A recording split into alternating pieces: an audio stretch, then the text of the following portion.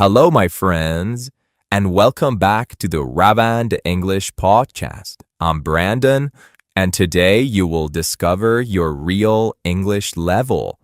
Not with grammar tests, not with vocabulary questions, and not with stressful exercises.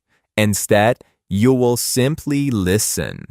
You will hear 6 real-life conversations between Adam and Sara, one conversation for each English level. They start very easy and slowly become longer, more natural, and more complex. If a level feels easy, great. When the next one suddenly feels difficult, too fast, or too abstract, that's your level. Relax your shoulders, breathe, and just listen. Let's begin. Level A1, Beginner. A1 English is simple and basic.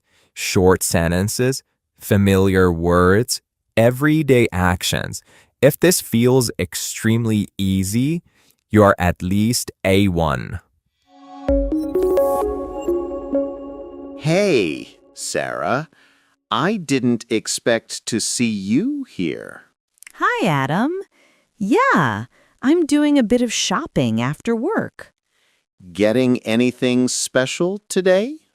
Mostly the basics. I need bread, milk, eggs, and a few things for dinner. Sounds like you're preparing something nice. Actually, I want to make pancakes tonight. I haven't made them in a long time. Pancakes sound great. Do you have everything you need for them? Almost. I still need sugar, but I can't seem to find it in this aisle. Sugar is easy to miss here. It's on the top shelf. Let me check. Thanks. I always forget where they put it. Here it is. This one should work for pancakes. Perfect. Thank you so much for helping. No problem at all. Do you also need a bag for your groceries? Yes, that would be helpful. I didn't bring one today. Here, take this extra one. It's strong enough for everything you have. Thanks, Adam. You always save me time in this store. Happy to help. Are you heading home after this? Yes, I'm going to cook, relax, and maybe watch a movie. Sounds like a good evening. Enjoy your pancakes. Thanks. Have a good day, Adam. You too. See you around. Now let's go to the next level. Level A2, Elementary. A2 English includes simple opinions, plans, and short explanations. If you understand this comfortably, you're at least A2. I feel completely exhausted. Today took all my energy. I get it. It really was a long day for both of us. I don't want to just go home and sleep, though. I feel like doing something fun tonight. What kind of fun are you thinking about? Something relaxing or something active? I'm in the mood for good food. I was actually thinking about trying that new Italian restaurant near the cinema. Have you seen it? I've walked by it a few times. It looks nice. Do you know if they have vegetarian options? Yes, I checked their menu earlier. They have pasta, pizza, salads, and a few other dishes. It seems like there's something for everyone. That sounds promising. Italian food is always a safe choice. Exactly. And I haven't eaten out in a while, so it feels like the perfect idea. Are you planning to go with someone? My cousin said she might join me, but she's not completely sure yet. If she ends up not going, I can come with you. I wouldn't mind trying that place. That would be great. I'd actually enjoy having someone to go with. What time were you thinking of going? I think around 7:30 would be perfect. It gives me time to go home and get ready. That works for me. Okay, I'll check with my cousin one more time and then I'll message you. Sounds good. I'll wait for your text so we can plan. Are you ready for the next level? Level B1, Intermediate. B1 English includes connected stories, small problems, feelings, and explanations. If you understand this well, you're at least B1. Adam, wow, you look like you went through a storm.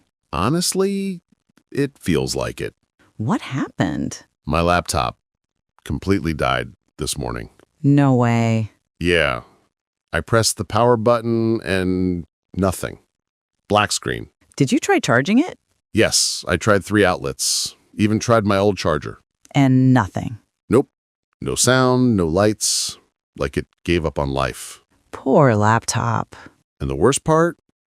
I didn't back up my files this week. Oh, that's painful. I have a huge project due Monday. If everything's gone, I'm in trouble. I remember when my phone crashed last year, I lost everything.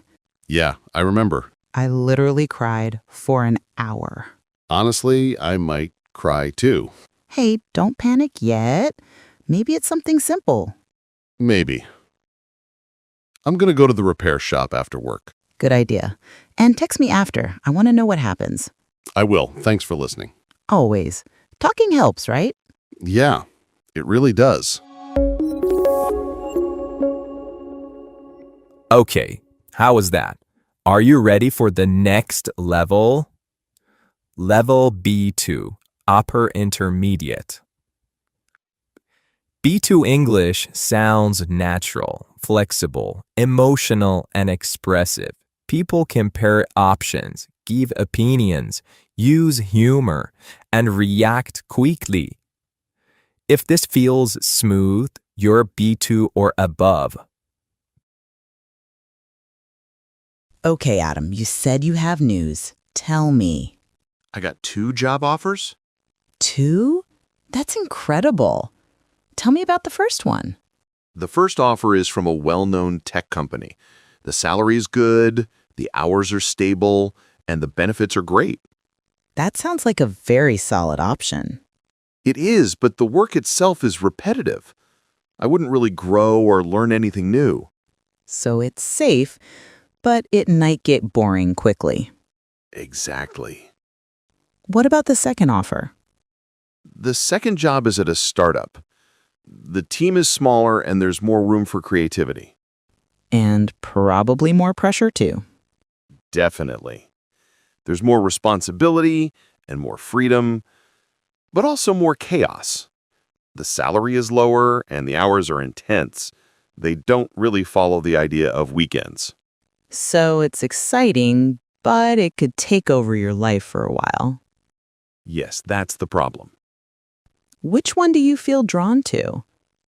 My heart chooses the startup. And your logical side? My logical side wants me to take the safe job with the tech company. When you picture yourself 2 years from now, in which place do you see yourself feeling more excited and proud? The startup for sure. Then that's a strong sign. I'm just worried I might not be good enough for that kind of environment. You'll learn. Everyone starts somewhere. And even if things go wrong, you can always stand up again. You always make things sound clearer. That's what friends are for. I think I'm going to choose the startup. Good. Choose the path that helps you grow, not the one that only keeps you comfortable. Next level. C1. C1 English is deeper, more emotional, more psychological. People talk about meaning, burnout, identity, and reflection. If you understand this without losing the message, you're at least C1. Sarah, can I talk to you for a moment? Of course. What's going on? I think I'm burning out in a way that feels unfamiliar and honestly a little frightening. You've looked tired recently, but this sounds like something deeper. It is. What confuses me is that I'm doing everything I'm supposed to. I eat well, I sleep enough, I exercise, I take breaks, but none of it seems to help. So, physically you're fine, but emotionally something feels out of place? Exactly. I feel disconnected from myself, almost like I'm living on autopilot. What makes you say that? I complete tasks, finish projects, meet every deadline, and yet none of it feels meaningful. It all feels strangely empty. That kind of emptiness is dangerous. Achievements lose their value if they don't connect to something deeper. Yesterday, my boss congratulated me for a major accomplishment. Everyone expected me to feel proud. And you didn't. Not even a little. I felt nothing. It scared me. That must feel heavy. It does. I don't want to spend my life checking boxes and performing well while feeling absolutely disconnected on the inside. Maybe the issue isn't exhaustion. Maybe you're misaligned with the direction your life is moving in. Misaligned. That's exactly how it feels. You're not running out of energy. You're running out of purpose. That sounds dramatic, but it also feels true. There's a difference between being productive and being fulfilled.